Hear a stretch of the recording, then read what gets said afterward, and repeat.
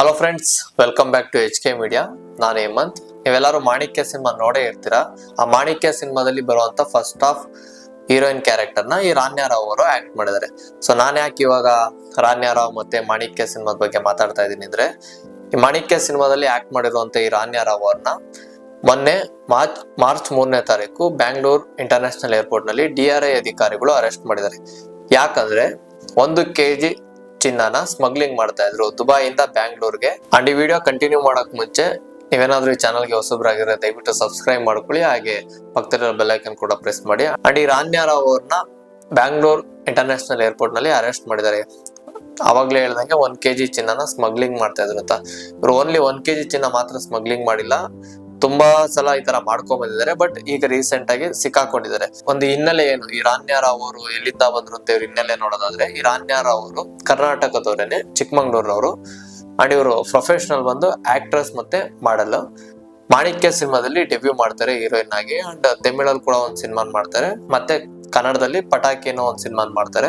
DRI ಅಧಿಕಾರಿಗಳು ಏನ್ ಹೇಳಿದ್ದಾರೆ ಅಂದ್ರೆ, 1 kg ಚಿನ್ನನ ಸ್ಮಗ್ಲಿಂಗ್ ಮಾಡೋದಿಕ್ಕೆ ಇವ್ರಿಗೆ 4 ರಿಂದ 5 ಲಕ್ಷ ಕಮಿಷನ್ ಕೊಡ್ತಾ ಇದ್ರಂತೆ. ಇವರು ಸ್ಮಗ್ಲಿಂಗ್ ಮಾಡ್ತಾ ಇರ್ಲಿಲ್ವಂತೆ. ಅದನ್ನ ಹೇಗೆ ಹೇಳ್ತಾರೆ ಅಂದ್ರೆ, ಆಲ್ಮೋಸ್ಟ್ ಒಂದು 17 ಕೋಟಿ ಬೆಲೆ ಬಾಳುವಂತ ಚಿನ್ನನ ಖರೀದಿ ಮಾಡುವಷ್ಟು ಇವ್ರೇನ್ ಶ್ರೀಮಂತರಲ್ಲ.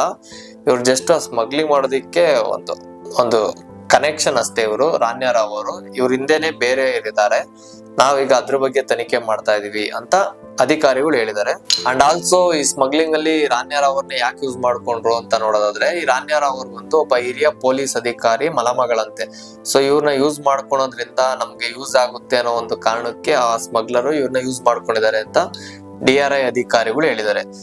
ಅಂಡ್ ಆಲ್ಸೋ ಇನ್ನ ಇವರು ಹೇಗ್ ಸಿಕ್ಕಾಕೊಂಡ್ರು ಅಂತ ನೋಡೋದಾದ್ರೆ, ಈ ಒಂದು ಘಟನೆ ಏನ್ ನಡೀತು, ಇವ್ರನ್ನ ಅರೆಸ್ಟ್ ಮಾಡಿದ್ರಲ್ಲ, ಅಲ್ಲಿಂದ ಒಂದು 15 ದಿನದ ಹಿಂದೆ ದುಬೈಯಿಂದ ಬ್ಯಾಂಗ್ಳೂರಿಗೆ ಬರ್ಬೇಕಾದ್ರೆ ಒಂದು ಕಸ್ಟಮ್ ಚೆಕಿಂಗ್ ಏನಿರುತ್ತೆ, ಆ ಚೆಕಿಂಗ್ ಮಾಡೋದಿಕ್ಕೆ ಹೋದಾಗ ಇವರು ಚೆಕಿಂಗ್ ಮಾಡಿಸ್ಕೊಂಡಿಲ್ಲ. ನಾನೊಬ್ರು ಪೊಲೀಸ್ ಅಧಿಕಾರಿ ಮಕ್ಕಳು, ನಾನ್ ಯಾಕೆ ಚೆಕ್ ಮಾಡ್ತೀರಾ ಅಂತ ಅವ್ರ ಜೊತೆ ಜಗಳ ಆಡ್ಕೊಂಡು ಬಂದ್ಬಿಟ್ಟಿದ್ದಾರೆ.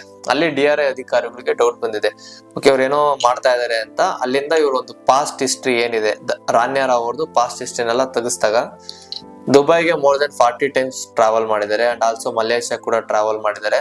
ಸೊ ಈ ಒಂದು ಟ್ರಾವೆಲ್ ಹಿಸ್ಟ್ರಿನ ತೆಗ್ದಾಗ ಓಕೆ ಇವ್ರು ಯಾಕೆ ಇಷ್ಟು ಸಲ ಅಲ್ಲಿ ಹೋಗ್ತಾ ಇದಾರೆ, ಅಂಡ್ ಇವರು ದುಬೈ ಯಾಕೆ ಇಷ್ಟು ಸಲ ಹೋಗಿದ್ದಾರೆ, ಅಂಡ್ ಅಲ್ಲಿ ಯಾವ್ದೇ ತರದ ಇನ್ವೆಸ್ಟ್ಮೆಂಟ್ ಮಾಡಿಲ್ಲ ಇವರು. ಅಂಡ್ ಆಲ್ಸೋ ರಕ್ತ ಸಂಬಂಧಿಗಳು ಕೂಡ ಯಾರು ಇಲ್ಲ ಅಂತ ಒಂದು ಡೌಟ್ ಬಂದಾಗ ಅವ್ರ ಮೇಲೆ ಒಂದು ಕಣ್ಣಿಟ್ಟಿದ್ದಾರೆ ರಾನ್ಯಾ ರಾವ್ ಅವ್ರ ಮೇಲೆ.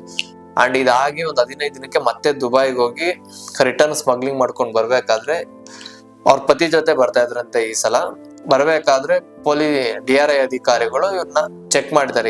ಈ ಸಲ ಚೆಕ್ ಮಾಡೋಕ್ ಹೋದಾಗ ಕೂಡ ಸೇಮ್ ರೀಸನ್ ಹೇಳಿದ್ದಾರೆ, ನಾನೊಬ್ಬ ಪೊಲೀಸ್ ಅಧಿಕಾರಿ ಮಗಳು, ನನ್ನ ಯಾಕೆ ಚೆಕ್ ಮಾಡ್ತೀರಾ ಹಂಗೆ ಹಿಂಗೆ ಅಂತ ಹೇಳಿದಾಗ, ಇಲ್ಲ ಇವ್ರು ಯಾವ್ದೇ ಕಾರಣಕ್ಕೂ ಬಿಟ್ಟಿಲ್ಲ. ಈ ಸಲ ಚೆಕ್ ಮಾಡಿದಾಗ ಆ ಒಂದು ಗೋಲ್ಡ್ ಸಿಕ್ಕಿದೆ, ಒಂದು 14 ಗೋಲ್ಡ್ ಬಿಸ್ಕೆಟ್ ಸಿಕ್ಕಿದೆ.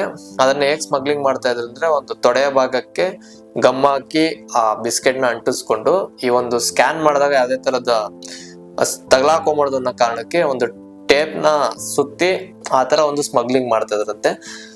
ಅಂಡ್ ಆಲ್ಸೋ ಈಗ ಅವ್ರನ್ನ ಅರೆಸ್ಟ್ ಮಾಡಿದ್ದಾರೆ. ಅಂಡ್ ಅವ್ರ ಫ್ಲಾಟ್ ಮೇಲೆ ಕೂಡ ರೈಡ್ ಮಾಡಿದ್ದಾರೆ. ಫ್ಲಾಟ್ ಮೇಲೆ ರೈಡ್ ಮಾಡಿದಾಗ 2.06 crore ಬೆಲೆ ಬಾಳುವಂತ ಚಿನ್ನ ಸಿಕ್ಕಿದೆ. ಅಂಡ್ 2.67 crore ಕ್ಯಾಶ್ ಕೂಡ ಸಿಕ್ಕಿದೆ ಅಂತೆ. ಆಲ್ಸೋ ಈ ಸ್ಮಗ್ಲಿಂಗ್ ಮಾಡ್ಕೊಂಡು ಅವರು ಬ್ಯಾಂಗ್ಳೂರಿಗೆ ಬಂದಾಗ ಅವ್ರನ್ನ ಕರ್ಕೊಂಡ್ ಬರೋದಕ್ಕೆ ಒಬ್ಬ ಪೊಲೀಸ್ ಠಾಣೆಯಿಂದ ಒಬ್ಬ ಹೆಡ್ ಕಾನ್ಸ್ಟೇಬಲ್ ಬಸವರಾಜನ್ ಅವ್ರು ಕೂಡ ಹೋಗ್ತಾ ಇದ್ರಂತೆ ಈಗ.